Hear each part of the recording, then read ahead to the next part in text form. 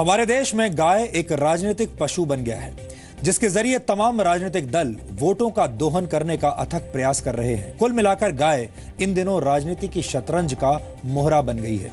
लेकिन आज हम गाय के राजनीति शास्त्र के साथ साथ गाय के अर्थशास्त्र और समाज शास्त्र का 100% शुद्ध और पवित्र डीएनए टेस्ट करेंगे, जो ये साबित करेगा कि गाय को मारने से ज्यादा फायदा गाय को जिंदा रखने में है।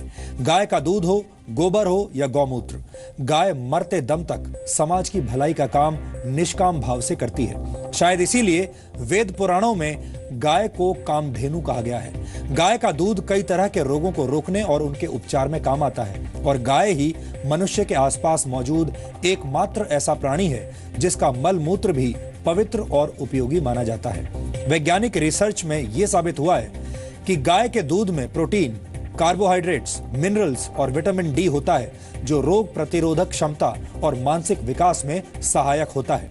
यह भी माना जाता है कि यज्ञ और हवन के दौरान गाय के दूध के घी की आहुति इसलिए दी जाती है क्योंकि इससे हवा में ऑक्सीजन का लेवल बढ़ता है। वैज्ञानिक रिसर्च में यह भी साबित हुआ है कि गौमूत्र में मौजूद तत्वों का सेवन कैंसर और टीबी जैसी बीमारियों में फायदेमंद होता है। पेट संबंधी बीमारियों में भी आयुर्वेद गौमूत्र के सेवन की सलाह देता है। और आपको यह जानकर बेहद हैरानी होगी कि अमेरिका ने गौमूत्र उत्पादों से जुड़े 4 पेटेंट्स ले लिए हैं। अमेरिका हर वर्ष भारत से गौमूत्र आयात करता है और उससे कैंसर की दवा बनाता है। गाय का गोबर भी गौमूत्र की तरह ही मूल्यवान होता है। रासायनिक खाद के मुकाबले गोबर से बनी प्राकृतिक खाद के इस्तेमाल से कृषि योग्य भूमि की नमी 50% तक बढ़ जाती है, जिससे फसल अच्छी होती है। गाय के गोबर से बनी बायोगैस अमेरिका और जर्मनी जैसे देशों में गाड़ियों के ईंधन के तौर पर इस्तेमाल हो रही है और मशहूर कार निर्माता कंपनी टोयोटा गाय के गोबर से हाइड्रोजन फ्यूल बनाने की तकनीक पर भी इस वक्त काम कर रही है। यही वजह है कि गाय को कामधेनु कहा जाता है। अब हम आपको गाय के इसी कामधेनु अवतार का एक पवित्र डीएनए टेस्ट दिखाना चाहते हैं। इस विश्लेषण को देखने के बाद आप खुद ये तय कर पाएंगे कि गाय को जिंदा रखने में ज्यादा फायदा है या फिर मार देने में।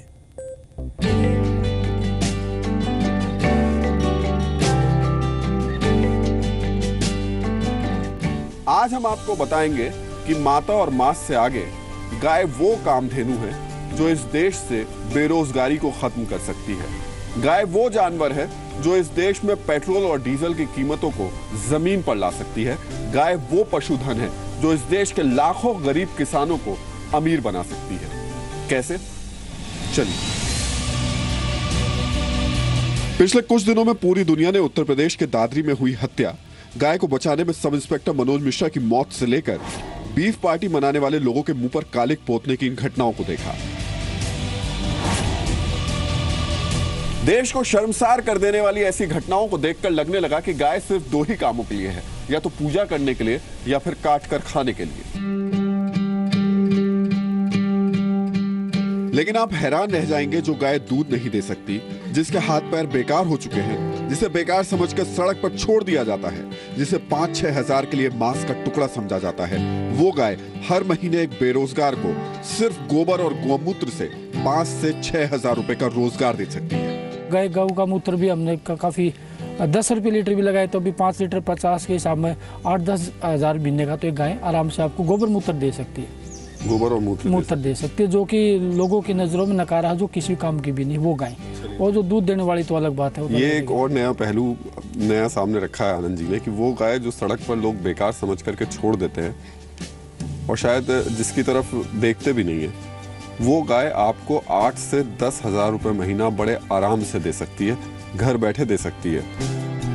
हरियाणा की इस गौशाला में करीब 1100 ऐसी गाय हैं जो दूध नहीं देती, सिर्फ गोबर और गौमूत्र देती है। और यही गोबर और गौमूत्र 100 से ज्यादा लोगों को रोजगार दे रहा है। हमारे पास जितना जो हम काम करने वाले हमारी थोड़ी ग्रोथ कम है, इसलिए हम अभी हमारा 3.5 करोड़ रुपए का साल का सालाना सर टर्नओवर है। और गायों से आप कमा रहे हैं? हाँ जी, 3.5 करोड़ रुपये में से काम इससे जो कर रहे हैं हम। मैं तो एक और कहूँगा, जितने भी बेरोजगार भाई है या पढ़े लिखे भाई है, आप इसको बिजनेस बनाएं, गाय को बांधे, इसके लिए ट्रेनिंग हम देंगे, मार्केटिंग की व्यवस्था हम करेंगे तो ये क्वालिटी का काम करे और बढ़िया काम करे तो गाय एक चलती फिरती फैक्ट्री है और कोई काम करने की ज़रूरत नहीं है। नौजवान पढ़े लिखे भाई ये काम कर सकते हैं। इसके सिर्फ 50% गोमूत्र है, उसको लेकर फिल्टर करके 50% उसका अर्क निकाला जाता है और वो भट्टी से निकलता है, कंडेंस करके उसको वेपर्स को कंडेंस करके निकाला जाता है। बड़े आराम से घर पर निकाला जा सकता है। तो फिर उसकी कीमत कितनी हो जाएगी? उसकी कीमत यहाँ हम इसको 100 रुपये में दे रहे हैं, 485 ml। तो जस्ट ये आपको 250 रुपये पर लीटर पड़ जाएगा। हम ये बताना चाह रहे हैं कि एक देश में ना जाने कितने लोग बेरोजगार घूम रहे होंगे और उनके सामने ही कितनी बेकार गाय घूम रही होंगी। तो ये दोनों अगर मिल जाएं तो दोनों का भला हो जाएगा।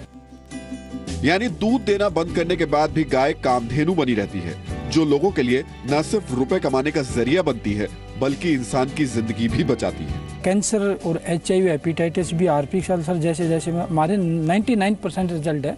हमारे पास अगर कैंसर का पेशेंट का लीवर ठीक हो, खाना पीना खाता हो, हम एग्रीमेंट कर सकते हैं पेशेंट को ठीक करने का। मतलब आप साइन करके देते हैं? बिल्कुल साइन करके दे देंगे। हमारे पास यहाँ अगर छोड़ देंगे तो हम बिल्कुल 100% ठीक कर देंगे। कैसे ठीक करेंगे उसको? हम हमारी पद्धति से ठीक करेंगे, गोपैथी से, गौमूत्र से और जो पंचगव्य से हम जो हमारी दवाई तैयार करते हैं। बड़ा अफसोस होता है जब कोई पूर्व न्यायाधीश या विधायक सरेआम बीफ खाने का दम भरता है और धर्म का झंडा उठाने वाला कोई शख्स चेहरे पर कालिक पोत देता है।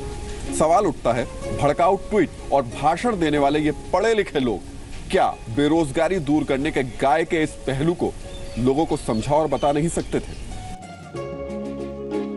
गाय का फायदा सिर्फ गोमूत्र तक नहीं है। गाय के गोबर से बनने वाली खाद के बारे में तो सबको पता है। ये प्रत्यक्ष को प्रमाण की आवश्यकता नहीं है। गंध जहाँ होगा, गोबर होगा, मूत्र होगा, मक्खी अवश्य आएगी, लेकिन आप यहाँ देखिए मक्खी मच्छर एक भी नहीं। ये इसकी पहचान है। तो ये किसानों को बताते हैं कि किस प्रकार से ये पौधे में जो पेस्टिसाइड्स है, कीड़े मकोड़े हैं, उनको कैसे दूर फसलों से करता है। लेकिन अब गोबर से तैयार हो रहे बायो वाटर की नई तकनीक फसल के उत्पादन और गुणवत्ता को बढ़ा रही है। डॉक्टर संजीव, ये बायो वाटर क्या है और इसका फायदा क्या है? ये जो बायोगैस बनने के बाद जो बाई प्रोडक्ट बचता है उसमें इस प्लांट में सॉलिड जो गोबर है उसको अलग निकाल दिया जाता है और जो लिक्विड वाटर है उसको अलग निकाल दिया जाता है। तो जो लिक्विड वाटर है उसमें गोबर और गौमूत्र है, उसको हम यहाँ से टैंक में भर के ले जाते हैं। हमने अपने फार्म पे टैंक बनाए हुए हैं, उसमें हम बायो वाटर को डालते हैं और उसमें बैक्टीरिया हम कल्चर करते हैं। वो बैक्टीरिया फिर जब हम सिंचाई करते हैं तो उसके साथ सिंचाई के साथ ही हम उन बैक्टीरियाज को बायो वाटर के साथ दे देते हैं, जो कि खेत में चला जाता है। और खेत में जाने के बाद जो यूरिया DAP डालने से जो हमारा माइक्रोब्स थे वो मर गए, तो हमने उनको बैक्टीरिया दे दिया। जब बैक्टीरिया खेत में जाएगा वो अपना काम करेगा। जब माइक्रोबियल लोड यानी जो सूक्ष्म जीव हैं वो ज़्यादा हो जाएंगे तो जो हमारा केचुआ है वो भी बढ़ रहा है, सॉइल की हेल्थ अच्छी हो रही है। क्या बायो वाटर ये जो आप तैयार कर रहे हैं इसके लिए बाकायदा किसी प्लांट की ज़रूरत है या देश में किसान हमारे जो हैं वो ऐसे ही गोबर से और गौमूत्र को मिला करके ये बायो वाटर तैयार कर सकते हैं? हाँ, इसके लिए ऐसा कोई ज़रूरी नहीं है कि आप किसी प्लांट से ही बायो वाटर लें। आप अपना गोबर और गौमूत्र गाय का ले सकते हैं और उसमें आप बैक्टीरिया कल्चर करके और अपनी खेती कर सकते हैं। फ़ायदा कितना मिल जाएगा इससे? फिर खेती पर असर कितना पड़ जाएगा? खेती में प्रोडक्शन अच्छी हो रही है, डाउन नहीं आ रही है। क्वालिटी केमिकल से जायज़ सी बात है बहुत अच्छी है क्योंकि उसमें कोई केमिकल नहीं है। अफसोस की बात यह है कि मीडिया में गाय के मांस खाने या ना खाने को लेकर तो चर्चा हुई, एक धड़े ने तो आग में घी डालते हुए गाय के मरने के बाद के फायदे भी गिना दिए, लेकिन गरीबी से खुदकुशी करते किसानों को यह गाय कैसे बचा सकती है ये किसी ने नहीं बताया। वैज्ञानिक रिसर्च के मुताबिक गाय ग्लोबल वार्मिंग कम करने में खासी मददगार साबित हो सकती है। तो हम यही समझना चाह रहे हैं आपसे। पहले तो हमको जरा ये बताइए कि वो गाय जो कि लोगों की नज़र में बेकार हो जाती है, तो वो बेकार गाय जो है जब जमीन पे जाती है, ये एलन सेवरी की रिसर्चेज हैं, 1 किलो गोबर जिस जमीन में पड़ जाता है उस जमीन में 9 लीटर पानी अपने अंदर एब्जॉर्ब करने की क्षमता बन जाती है। और जब आप ये इमेजिन करिए कि वहाँ पे एक गाय 8-10 किलो गोबर छोड़ रही है तो 100 लीटर पानी उस सॉइल के अंदर मॉइस्चर की तरह से एब्जॉर्ब रहेगा। और अगर साल ऐसा होगा तो इरिगेशन वाटर की तो ज़रूरत ही नहीं पड़ेगी आपको। दूसरी बात, जब वहाँ पे ग्रीनरी मॉइस्चर होगा तो ग्रीनरी होगी, और ग्रीनरी होगी तो उसमें क्या कहते हैं, कार्बन डाइऑक्साइड सिक्वेस्टरिंग। और जब गाय गोबर करके लैंड को फर्टिलाइज कर रही है तो आप केवल वार्मिंग रुकेगी और कार्बन क्रेडिट आपको कितना मिल सकता है। क्या आप यकीन करेंगे कि गाय का गोबर आने वाले वक्त में सीएनजी की तर्ज पर पेट्रोल और डीजल का नया विकल्प बन सकता है? हरियाणा में इसका एक पायलट प्रोजेक्ट भी शुरू हो गया है। हाटी साहब हमारे साथ हैं। हाटी साहब, अब आप ऐसी गैस तैयार कर रहे हैं गोबर से जो कि गाड़ियों में डाल दें तो गाड़ियां उस गैस से चलेंगी। सीएनजी की तरीके की ये गैस है, क्या गैस है ये बताइए हम। इसमें मीथेन गैस है सर, इसमें CH4 कहते हैं इसे, केमिकल नेम है, तो मीथेन बोलते हैं इसे, जिसमें जो है हमें जो है इसको फिल्टर करने के बाद 95-96% के करीब मीथेन मिलती है। 180 मिलियन कैटल हेड्स हैं इंडिया में, और उनसे अगर हम बायोगैस के रूट के थ्रू जाएं तो उसमें कम से कम 85 million standard cubic metre per day गैस निकलेगी, और उससे ज़्यादा निकलेगा गोबर से कंपोस्ट, उसको बायो कंपोस्ट बोलते हैं या बायो मैन्योर भी बोलते हैं। तो एक रूट है कि बायो मैन्योर मिली खेती के लिए, और बड़ी खुशहाली रहेगी, ये यूरिया से 10 टाइम बढ़िया खाद है। इसकी जो उर्वरक शक्ति है मिट्टी की वो हमेशा कायम रहती है, बढ़ती है रादर। तो ये खाद का काम आया। दूसरा गैस निकली, तो ये गैस जो आपको बता रहा था कि अगर गैस निकाला जाए तो ये पूरे भारतवर्ष की जितनी भी गाड़ियां हैं, चाहे वो ट्रक हों, बसेज हों और वो गाड़ियां हों, वो इस गैस पे चल सकती है, इतनी ताकत है इसमें।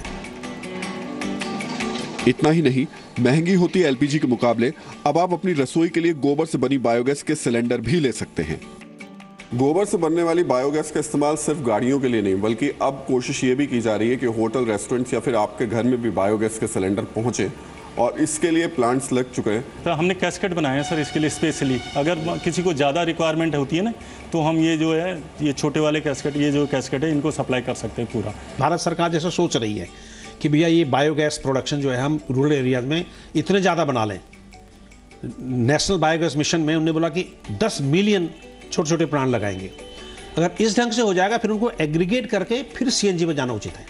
ये जो सर 10 मिलियन अगर बायोगैस प्लांट यहाँ लग जाते हैं देश में, तो उसका फायदा क्या मिलेगा? एक तो वो किसी घरों में दे सकते हैं आराम से, जैसे आजकल जो है एलपीजी सब्सिडी करो, ये करो, क्या जरूरत है, ये सीधे घरों में जल जाएगी, पहला काम है। दूसरा, इससे पावर जनरेशन हो सकता है।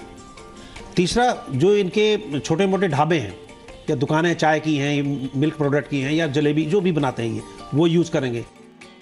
छोटे स्तर पर देश में गोमूत्र और गोबर से हजारों लोग कमाई कर रहे हैं, लेकिन सरकार चाहे तो दवाई, खेती और ऑटोमोबाइल सेक्टर में गाय का गोबर और गोमूत्र से बड़ा योगदान मिल सकता है। लेकिन सरकार भी गाय पर बोलने से बच रही है। बुरा मत मानिए, लेकिन आज जुबान बहुत तल्ख है। अब इसे गोबर कहें या फिर उन लोगों की बुद्धि को जो गाय पर लड़ रहे हैं और पूरी दुनिया के सामने देश की छवि का गुड़ गोबर कर रहे हैं। कैमरामैन शंकर शनमलिक और जयदीप के साथ राहुल सिन्हा, जी मीडिया, दिल्ली। आपने देखा कि एक गाय किस तरह से सामाजिक और आर्थिक नजरिए से बेहद उपयोगी है। यानी गाय मांस के मुकाबले मां की भूमिका में ज्यादा फिट बैठती है। वैज्ञानिक शोधों में यह बात साबित भी हो चुकी है कि गाय का मांस खाना पर्यावरण के लिए भी नुकसानदायक है। संयुक्त राष्ट्र के पर्यावरण कार्यक्रम ने गाय के मांस यानी बीफ को जलवायु के लिए नुकसानदायक गोश्त बताया है। अमेरिका की येल यूनिवर्सिटी की एक रिपोर्ट के मुताबिक बीफ के उत्पादन के लिए अन्य मवेशियों के मुकाबले 28 गुना ज्यादा जगह चाहिए होती है, और ये ग्लोबल वार्मिंग में 11 गुना ज्यादा योगदान देता है। एक स्वीडिश स्टडी के मुताबिक 1 किलो बीफ पकाने में जितनी ग्रीन हाउस गैसेस का एमिशन होता है वो 160 किलोमीटर तक कार चलाने के बराबर होता है। इसका मतलब यह हुआ कि दिल्ली से आगरा तक कार से यात्रा करने से ग्लोबल वार्मिंग पर जो असर पड़ेगा वो 1 किलो बीफ खाने के बराबर होगा।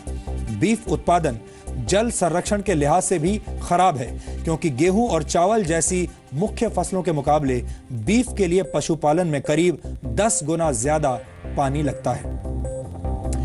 ये वो वैज्ञानिक तथ्य हैं जिनकी सत्यता पर उंगली उठाना मुश्किल है। यानी गाय को मारने से ज्यादा फायदा जिंदा रखने में है। इसलिए हमें लगता है कि गाय उस मुर्गी की तरह है जो सोने का अंडा देती है, और सोने का अंडा देने वाली मुर्गी को मारना समझदारी नहीं हो सकती।